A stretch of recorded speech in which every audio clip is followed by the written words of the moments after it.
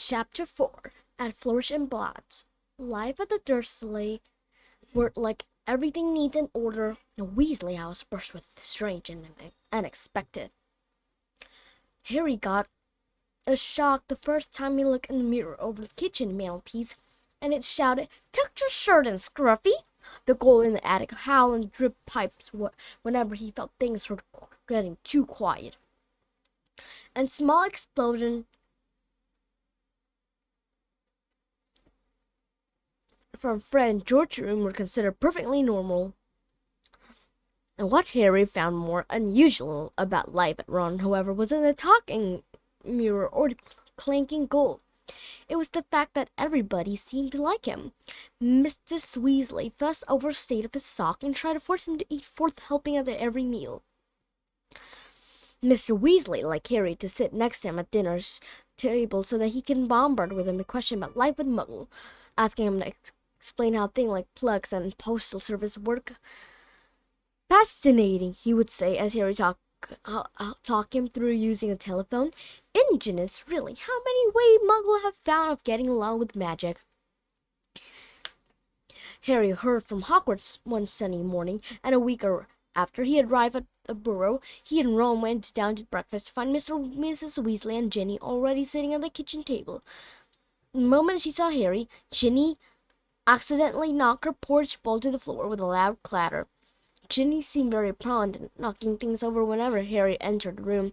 She dived under the table to retrieve the bowl and emerged with her face glowing like a setting sun. Pretending he hadn't noticed this, Harry sat down and took a toast of Mrs. Weasley offered him.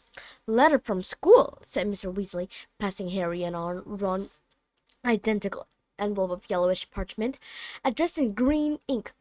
"Dumbledore already know you're here, Harry. Said Mrs. Trick, that man. You two have got them too," he added at Fred and George Amblin, still in their pajamas. For a few minutes there was silence, and they all read their letters. Harry told him to catch Hogwarts Express as usual from King Cross Station on September the 1st. There was also a list of the new books he needed for coming years. Second year student will require the Standard Book of Spell, Grade 2 of Miranda Gospel, Break with Banshee by Gildersleeve Lockhart, Grading with Gold by Gildersleeve Lockhart, Holiday with Hags by Gildersleeve Lockhart, Travel with Troll by Gilderoy Lockhart, Voyages with Vampire by Gilderoy Lockhart, Wandering with Werewolf by Gilderoy Lockhart, Deer with Yeti by Gilderoy Lockhart. Fred, who had finished his own list, peered over at Harry. "You've been told to get all Lockhart book too," he said. "The new Defense Against the Dark Art teacher must be a fan." Bet it's a witch." At this point, Fred caught his mother's eyes and quickly busied himself with a marble in it. "That lot won't come cheap," said George with a quick look at his parent. Lockhart's book are really expensive." "Well, we'll manage," said Mrs. Weasley, but she looked worried. "I expect we'll be able to pick up a lot of Ginny things second-hand." "Oh, are you starting at Hogwarts this year?" Harry asked Ginny. She nodded, blushing at the roots of her flaming hair, and put her elbow in the butter dish. Unfortunately, no one saw this except Harry, because just then Ron's older brother Percy walked in. He was already dressed. His Hogwarts Prefect badge pinned his knitted tank top. "Morning, all," said Percy briskly. "Lovely day."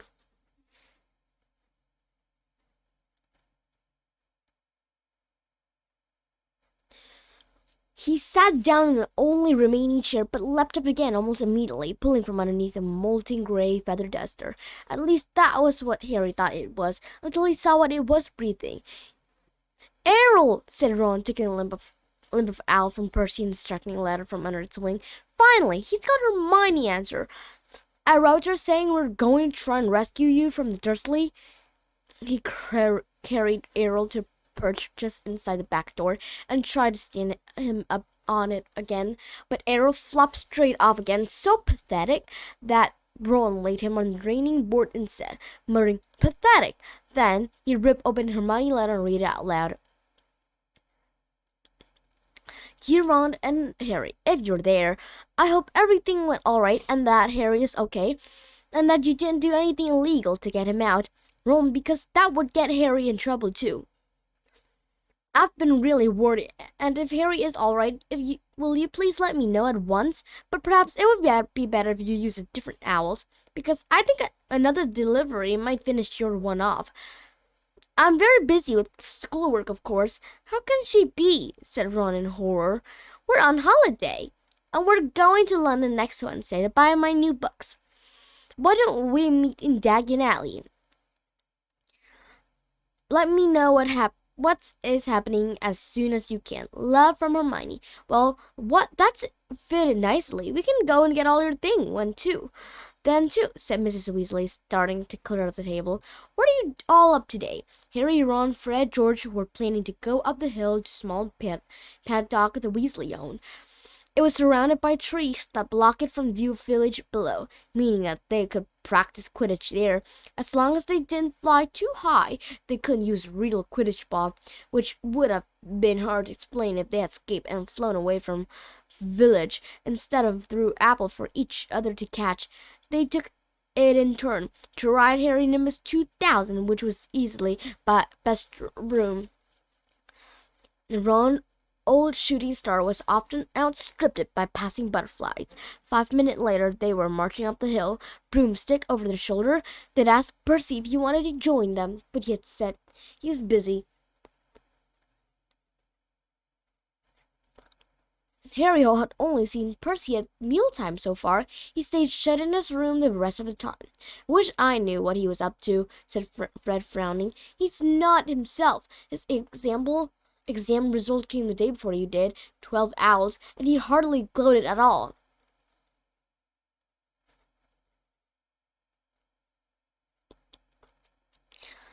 Ordinary wizarding level, George explained, seeing Harry puzzled look. Bill got 12 too. If you're not careful, we'll have another head boy in the family. I don't think I could stand the shame. Bill was the oldest Weasley brother. He and the next brother, Charlie, had already left Hogwarts. Harry had never met either of them, but knew that Charlie was in Romania studying dragon, and Bill in Egypt working for Wizard Bank Grizzard. Didn't know how Mom and Dad are going to afford all our book stuff this year, said George after a while. 5 set of locker book, and Ginny need a rope and wand and everything. Harry said nothing. He felt a bit awkward. Stored in an underground vault at Richard in London was a small fortune that his parent had left him. Of course, it was only in the wizarding world that he had money. You can't use galleons, sickle, and nuts in the muggle shop. He had never mentioned his Grizzard bank account to Dursley. He didn't think their horror of anything connected with magic would stretch a large path of gold. Mrs. Weasley woke them all early the following Wednesday. After a quick half-a-dozen bacon sandwich each, they pulled on their coats, and Mrs. Weasley took a flower pot of a kitchen mantelpiece and peered inside. We're running low, Arthur, she sighed. We'll have to buy some more today. We'll guess first, after you, Harry, dear. And she offered him flower pots. Harry stared at them, all watching him. What am I supposed to do? He stammered. He's never troubled by flu powder, said Ron suddenly. Sorry, Harry, I forgot. Never, said Mr. Weasley. But how did you get to Diagon Alley to buy your school thing last year? I went to the underground. Really? Said Mr. Weasley eagerly. Where's the escape ship? How exactly? Not now, Arthur, said Mrs. Weasley. Flu powder a lot quicker, dear, but goodness me, if you've never used it before. He'll be all right, Mum, said Fred. Harry, watch us first. He took a pinch of glittering powder out of a flower pot, stepped up to the fire and threw a powder in the flame. With a roar, the fire turned emerald green and rose higher than Fred, who stepped right into it, shouted, Diagon Alley, and vanished. You must speak clearly, dear, Mrs. Weasley told him, as George dipped his hand in the flower pot. And mind you, get out at the right grade. The right what? Said Harry nervously, as the fire roared and whipped George out of sight, too. Well, there are an awful lot of wizard fire to choose from, you know, but as long as you've spoken clearly. He'll be fine, Molly, don't fuss, said Mr. Weasley, helping himself to flu powder, too. But, dear, if he got lost, he wouldn't How would we ever explain this aunt and uncle? They wouldn't mind, Harry reassured her. Dudley would think it was a brilliant joke if I got lost up a chimney. Don't worry about that. Well, all right, you go after Arthur, said Mrs. Weasley. Now, when you get into the fire, say where you're going. And keep your elbow tucked in, Ron advises. And your eyes shut, said Mrs. Weasley. The suit. Don't fidget, said Ron, or you might well fall out of the wrong fireplace. But don't panic and get out too early. Wait until you see Fred and George. Trying hard to bear all this in mind, Harry took a pinch of flue powder and walked to the edge of the fire. He took a deep breath, scattered powder in the flame, and stepped forward. The fire felt like a warm breeze. He opened his mouth and immediately saw a lot of hot ash. Dickon Alley, he coughed. It felt as though he was being sucked down a giant plug hole. He seemed to be spinning very fast. The roaring in his ears was deafening. He tried to keep his eyes open. The whirl of green flame made him feel sick. Something hard knocked up his elbow, and he took it in tightly. Still snipping and spinning. Now it felt as though cold hand were slapping his face. Squinting through his glass, he saw a blurred stream of fireplace and snatched a glimpse of the room beyond. His bacon sandwich were churning inside him. He closed his eyes again, wishing it would stop, and then he fell face forward into cold stone and felt his glass shatter. Dizzy and bruised, covered in soot, he got severely to his feet, holding his broken glass up to his eyes. He was quite alone, but where he was, he had no idea. All he could tell was that he was standing in the stone fireplace that looked like a large, dimly lit wizard shop, but nothing in here was ever likely to be on a Hogwarts school list. A glass case nearby held a withered hand on a cushion. A blood-stained pack of cards and staring glass eyes, evil-looking mark leered down the wall. An assortment of human bones lay upon the counter, and rusty spiked instrument hung from the ceiling. Even worse, the dark narrow street. Harry could see through the dusty shop window. It was definitely not Diagon Alley. The sooner he got out of here, the better. No still stain where it had hit the hearth. Harry made his way swiftly and silently toward the door. But before he got halfway toward it, two people appeared at the other side of the glasses. And one of them was the very last person Harry wanted to meet when he was lost. Covered in soot, wearing broken glasses. Draco Malfoy, Harry... Broken glasses? Draco Malfoy. Harry looked quickly around and spotted a large black cabinet to his left. He shot inside it and pulled the door open. And pulled the door to, leaving a small crack to peer through. A second later, a bell clanged, and Malfoy stepped into the shop. The man followed could only be his father. He had the same pale, point face and identical cold gray eyes. Mr. Malfoy crossed the shop, looking lazily at the item on the display, and rang a bell on the counter before turning to his son and saying, "Touch nothing, Draco." Malfoy, who reached for a glass eye, said, "I thought you were going to buy me a present." "I said I would buy you a racing broom," said his father, drumming his finger on the counter. "What's the good of that? I'm not in the house team," said Malfoy, looking sulky and bad temper.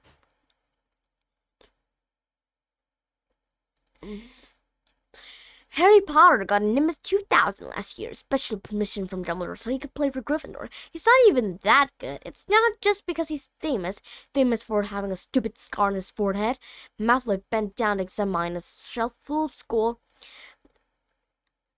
Everyone thinks he's so smart. Wonderful porter with a scar and his broomstick. You've told me this at least a dozen times already, said Mr. Malfoy with a quilling look at his son. And I remind you that it is not prudent or appear less than fond of Harry Potter, not when you are most regard him as a hero who made Dark Lord disappear.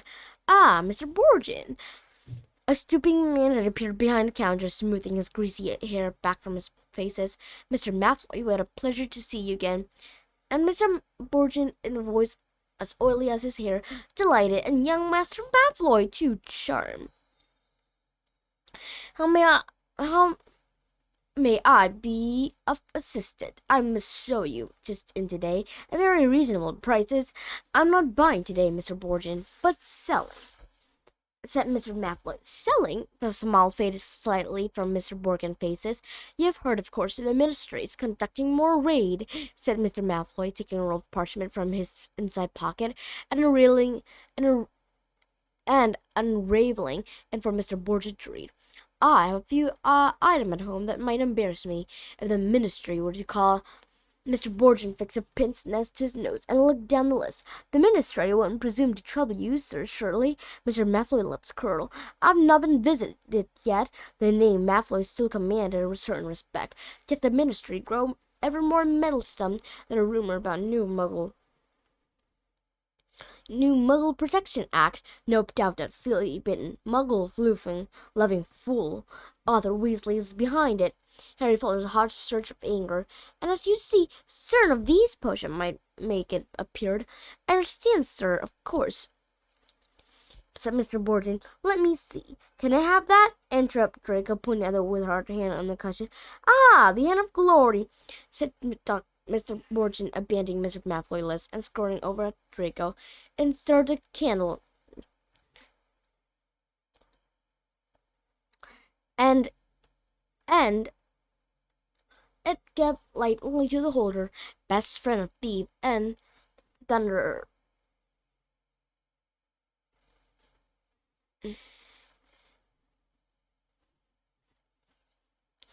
Best friend, thief, and plunderers. Your son has fine taste, sir. I hope my son will amount to more of thief or a plunderer. Borgin, said Mr. Malfoy coldly, and Mr. Borgin said quickly, no offense, sir. No offense meant.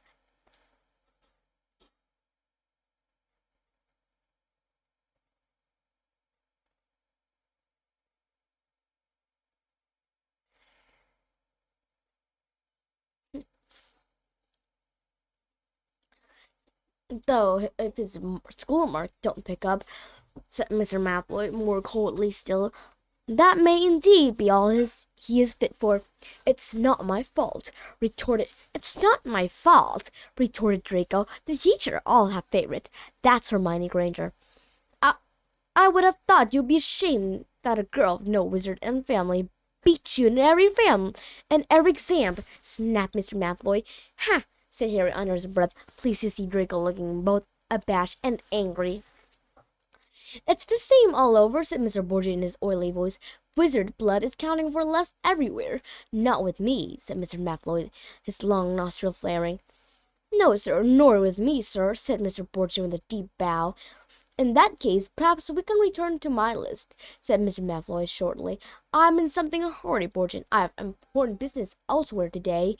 They started to tangle. Harry watched nervously as Draco drew nearer to his hiding place. Examining the object for sale, he paused to examine it, a long coil of hangman ropes, and to read, smirking, the card pros to magnifying necklace lays opal. Caution, do not touch. Cursed has claimed the life of 19 Muggle owners to date. Draco turned away and saw a cabin right in front of him. He walked forward and he stretched out his hand for the handle. Done, said Mr. Malfoy at the counter. Come, Draco. Harry whipped his forehead on his sleeve as Draco turned away. Good day to you, Mr. Borgia. I'll expect you at the manor tomorrow to pick up the goods. The moment the door had closed, Mr. Borgia dropped his oily manner. Good day, you're still Mr. Malfoy, and if the stories are true, you haven't sold me half of what hidden in your manor. Muttering darkly, Mr. Borgia disappeared in the back room. Harry waited for a minute in case he came back, then quietly as he could, slipped out of the cabinet, past the glass case, and out of the shop door. Clutching his broken glass to his face, he stared around. He had emerged in a dingy alleyway that seemed made of entirely devoted to the dark arts. The one he just left, broken and brick, looked like the largest, but opposite was a nasty window display of shrunken head, and 2 doors down, a large cage was alive with a gigantic black spider. 2 shabby-looking wizards were watching him from the shadow of the doorway, muttering to each other. Feeling jumpy, Harry set off, trying to hold his glass on straight and hoping against hope he'd be able to find a way to get out of here. An old wooden street sign hanging over a shop selling potionous candle told me he was in a nocturnal alley. This didn't help, as Harry had never heard of such a place as he supposed he hadn't spoken clearly enough through his mouthful of ashes. Back in the Weasley fire, trying to stay calm, he wondered what to do. Not Lars, are you, my dear? Said a voice in his ear, making him jump. An aged witch stood in front of him, holding a tray of what looked like whole human fingernail. She leered at him, showing moosey teeth. Harry backed away. I'm fine, thanks, he said. I'm just... Harry, what do you think you're doing there? Harry leapt. His heart leapt. So did the witch. A load of fingernail casted down over her feet, and she crouched at the massive form of Hagrid, the Hogwarts gamekeeper, striding toward them, beetle black eyes flashing over his great bristling beard. Hagrid! Harry croaked in relief. I was lost! Flew Powder. Harry seized Harry by the scruff of the neck and pulled him away from the witch, knocking the tray right out of her hand. Her shriek followed them all the way along the twisting alleyway and into the bright sunlight. Harry saw familiar snow-white marble building in the distance. Richard Bink! Hagrid had steered him right into Dagon Alley. You're a mess, said Hagrid gruffly, brushing the suit of Harry so forcefully he nearly knocked him into a barrel of dragon dung outside a pottery, skulking around Nocturnally. I don't know, dodgy place, Harry. Don't want to see you down there. I realize that, said Harry, ducking as Hagrid made to brush him off again. I told you I was lost. What were you doing down there anyway? I was looking for a flesh-eating slug repellent, growled Hagrid.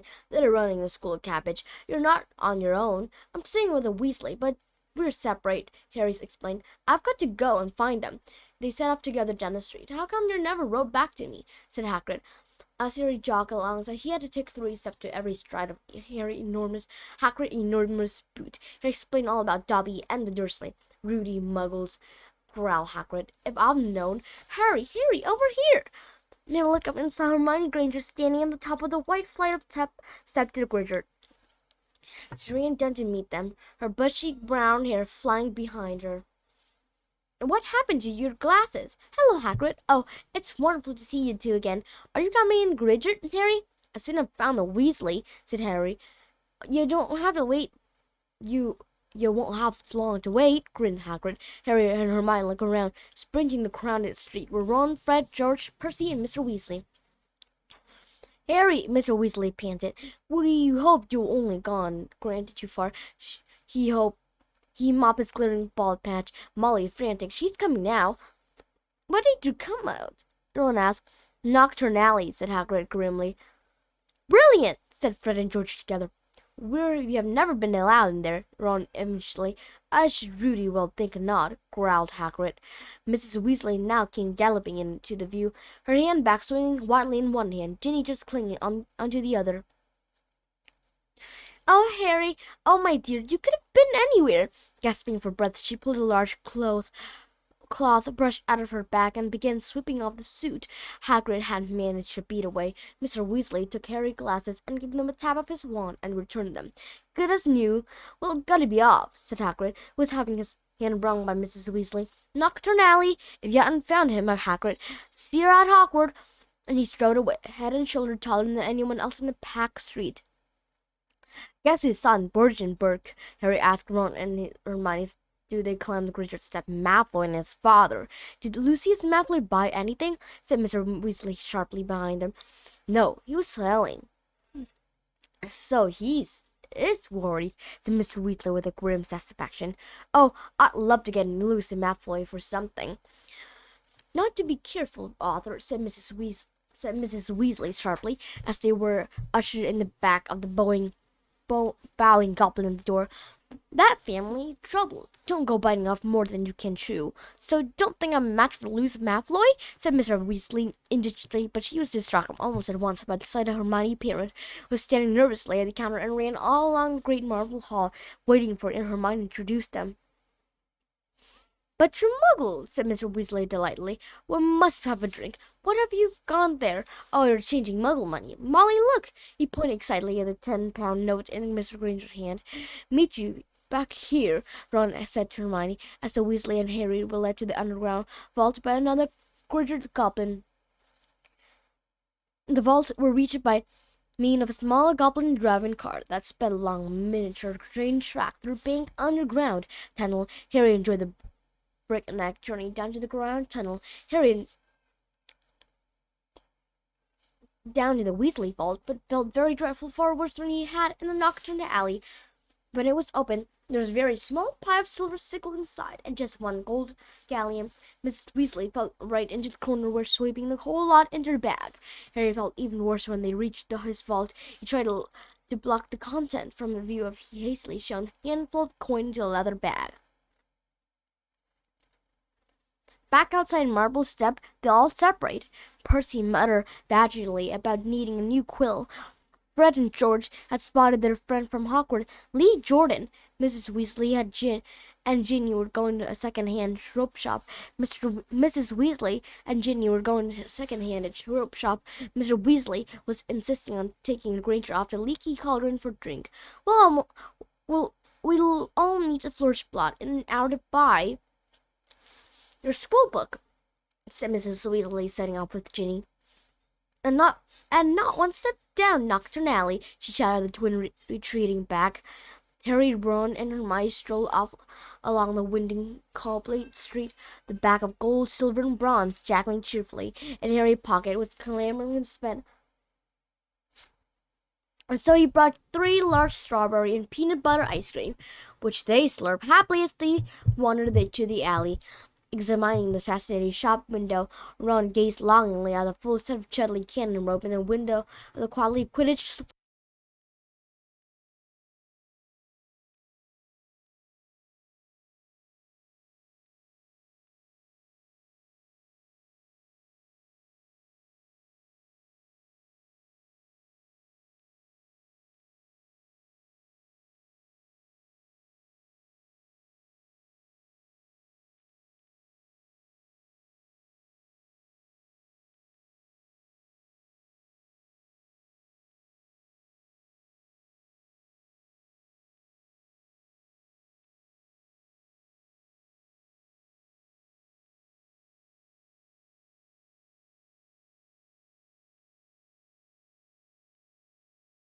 An hour later, they headed for Flourish and Blotts. They were by no means the only one making their way to the bookshop. As they approached it, they saw, to their surprise, a large crowd jostling outside the door, trying to get in. The reason for this was proclaiming a large banner stretched across the upper window. Gilderoy Lockhart will be signing copies of his autobiography, Magical Me, today, 12:30 to 4:30 p.m. We can actually meet him, Hermione squealed. I mean, he's written almost the whole book list. The crowd seemed to be made up mostly of witches around Mrs. Weasley's age. A hardly-looking wizard stood at the window, saying calmly, please, ladies, don't push. There, mind the books now. Harry, Ron, and Hermione squeezed inside. A long queer rounded right to the back of the shop, while Gilderoy Lockhart was signing his book. They each grab a copy break with a banshee and sneak up the line to where the rest of the Weasley were standing with Mr. and Mrs. Granger. Oh, there you are good, said Mrs. Weasley. She sounded breathless and kept patting her hair. We'll be able to see him in a minute. Gilderoy Lockhart came slowly into view, seated at the table, surrounded by a large picture of his own faces, all winking and flashing, gazing the white teeth at the ground. The real Lockhart was wearing a robe of forget-me-not blue. For forget-me-not blue, which exactly matched his eyes. His pointed wizard hat was set at jaunty angle, and his wavy hair. A short, irritable-looking man was dancing around the taking photograph with a large black camera that emitted puff of purple smoke with every blinding flash. Out of the way, there, he snarled Ron, moving back to get a bigger shot. This is the Daily Prophet.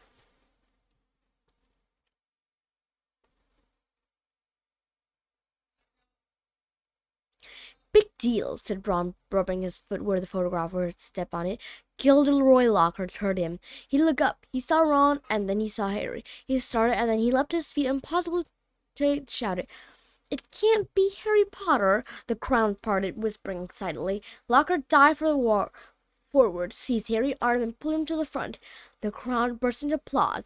Harry's face burned as Lockhart shook his hand for the photographer, who was clicking away madly, wafting thick smoke over the Weasley. Nice big smile, Harry, said Locker through his own gleamish teeth. Together, you and I are worth the front page. When he finally let out a hairy hand, Harry could hardly feel his finger. He tried to settle back over the Weasley, but Locker threw an arm around his shoulder and clamped it tightly to his side. Ladies and gentlemen, he said loudly, waving for quiet. What an extraordinary moment this is. The perfect moment for me to make a little announcement I've been sitting on for some time. When young Harry would hear step into Flourish and Blot today, he only wanted to buy my autobiography, which I shall be happy to present him now. Free of charge? The ground applauded him again. He had no idea. Lockhart continued, giving Harry a little shake that made his glasses slip to the end of his nose, that he would shortly be getting much more than my book. Magical me. He and his schoolfellow will, in fact, be getting the real magical me. Yes, ladies and gentlemen, I've great pleasure and pride in announcing that this September I'll be taking up the post of defense against dark art, teacher at Hogwarts, School of Witchcraft and Wizardry.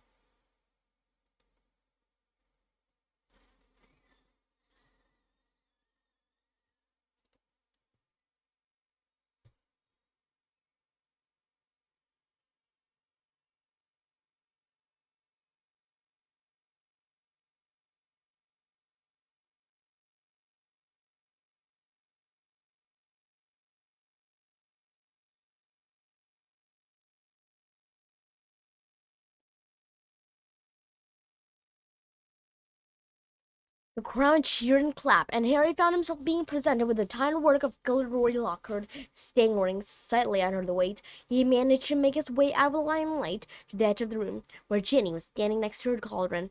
You have these, Harry mumbled to her. You have these, Harry mumbled to her, tipping the books into the cauldron. I'll buy my own. But you loved that, didn't you, Porter? Said a voice Harry had no trouble recognizing. Said a voice Harry had no trouble recognizing. He straightened up and found himself face to face with Draco Malfoy, who was wearing his usual sneer. Famous Harry Potter, said Malfoy, can't even go into a bookshop without making the front page. Leave him alone. He didn't want all that, said Ginny. It was the first time she had spoken in front of Harry. She was glaring at Malfoy. Porter, you've got yourself a girlfriend, drawled Malfoy. Ginny went scarlet, as Ron and Hermione fought their way over, both clutching a stack of locker book. Oh, it's you, said Ron, looking at Malfoy as if he were something unpleasant, and the soulless shoe. Bet you're surprised to see Harry here, Not as surprised as I'm going to see you in the shop, Weasley, retorted Malfoy. I suppose your parent will go hungry for a month to pay for that lot. Harry went as red as Ginny. He dropped his book and his cauldron too, and started toward Malfoy. But Harry and Hermione grabbed the back of his jacket. Ron, said Mr. Weasley, struggling over with Fred and George, what are you doing? It's mad in here. Let's go outside. Well, Arthur Weasley. It was Mr. Malfoy. He stood with his hand on Draco's shoulder, sneering in just the same. Lucius, said Mr. Weasley, nodding coldly. Busy time in the ministry, I hear, said Mr. Malfoy. All those rate, I hope they're paying you overtime. He reached into Ginny's cauldron and extracted from the glossy locker book a very old, very battered copy of the Beginner Guide to Transfiguration.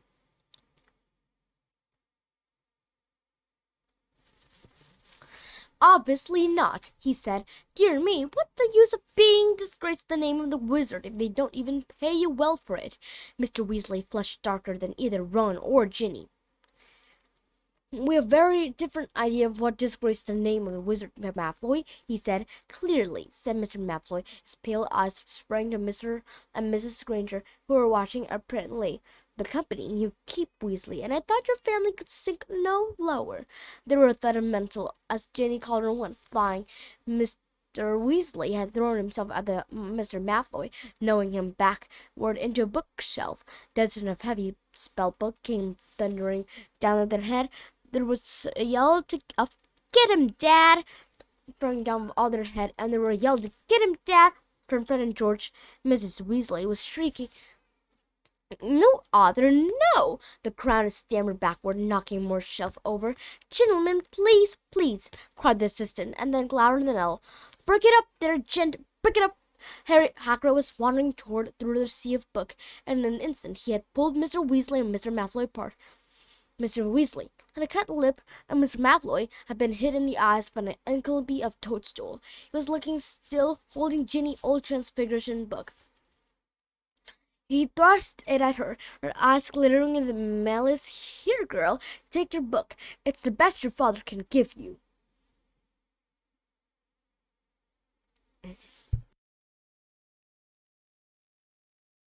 Pulling himself over Hagrid grip, and he beckoned to Draco and swept from the shop.